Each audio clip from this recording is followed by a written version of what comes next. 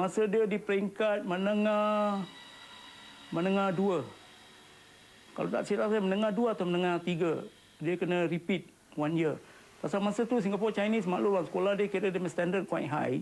Itu mungkin agak ada keadaan selalu dia tak boleh concentrate dengan study dengan kedai.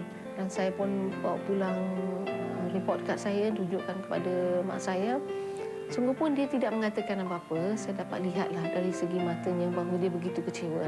Saya rasakan bahawa beliau mempunyai harapan. Beliau mempunyai 5 orang anak. Sekurang-kurangnya seorang daripada kelima-lima anaknya berjaya dalam pelajaran. Dan saya mengatakan pada diri saya pada masa itu bahawa saya akan terus berusaha. Dan saya tidak mahu terus gagal dalam peperiksaan. Saya tidak mahu tersepit atau terus terikat kepada keadaan kesukaran. Jadi saya melihat pelajaran sebagai satu cara di mana saya dapat mengatasi masalah dan kesukaran yang kita hadapi buat masa itu. Semasa saya membesar, memang mereka wanita-wanita yang mengelilingi saya, mereka merupakan wanita-wanita yang agak mempunyai pendirian yang teguh. Very strong characters. Salah seorang daripadanya adalah ibu saya. Dan memang saya lebih rapat kepada ibu saya daripada arwah bapa saya. Kerana ibu saya merupakan seorang yang mempunyai personality yang agak kuat lah, strong personality. Dia seorang yang very hardworking, rajin bekerja.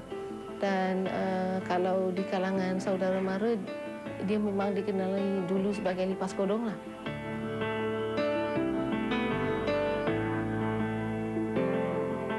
Kebolehannya untuk bertahan, sama ada untuk mengatasi masalah, kesusahan, kebolehan dia untuk gigih bekerja, untuk membantu membesarkan kita selepas bapa saya meninggal dunia.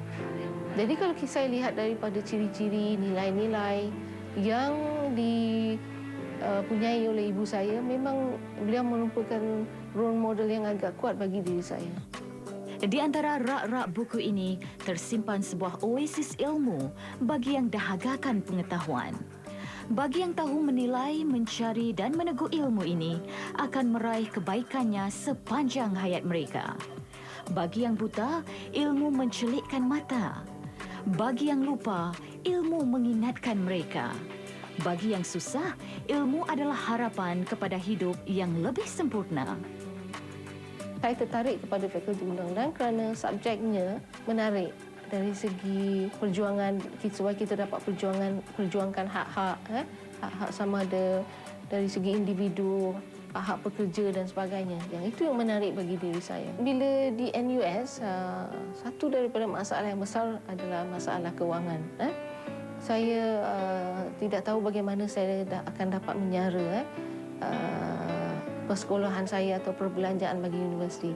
Kerana saya terpaksa membayar yuran, dan yuran pada masa itu merupakan dalam $750 bagi Fakulti Undang-Undang. Dan kemudian untuk makanan setiap hari, buku dan sebagainya. Dan saya mempunyai hanya $5 je dalam poket. Pada hari pertama saya berada di universiti. Tapi alhamdulillah saya mendapat bantuan dari MUIS, $1,000 setahun. Tapi $1,000 setahun pun tidak mencukupi, kerana setelah tolak yuran dan sebagainya tidak cukup untuk keperluan seharian. Jadi apa yang saya lakukan adalah setiap kali selepas akhir peperiksaan saya akan terus bekerja. Dan saya bekerja di library sebagai part-time worker. Setiap dolar yang saya bekerja saya akan kumpul.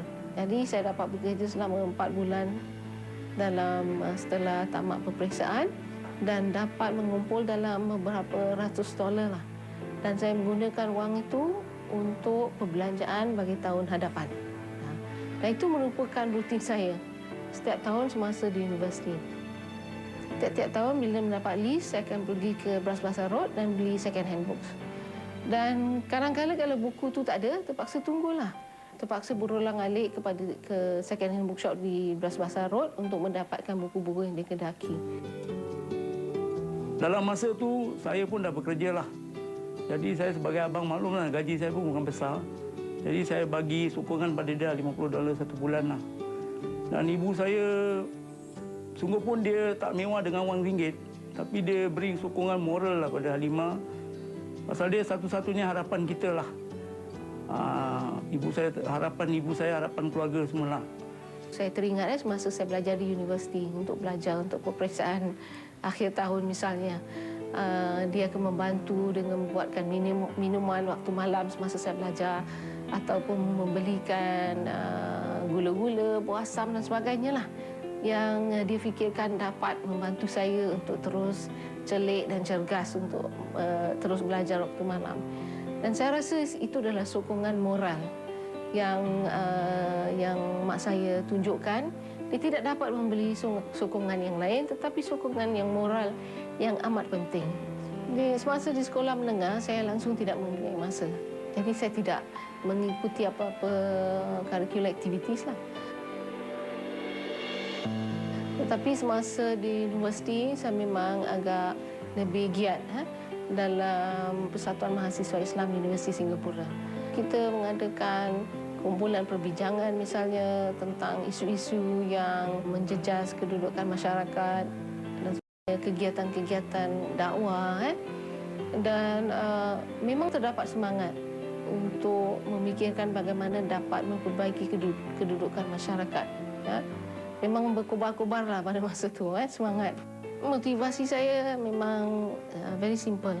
Itu supaya mendapatkan ijazah, supaya dapat pekerjaan yang baik dan dapat memperbaiki kehidupan saya.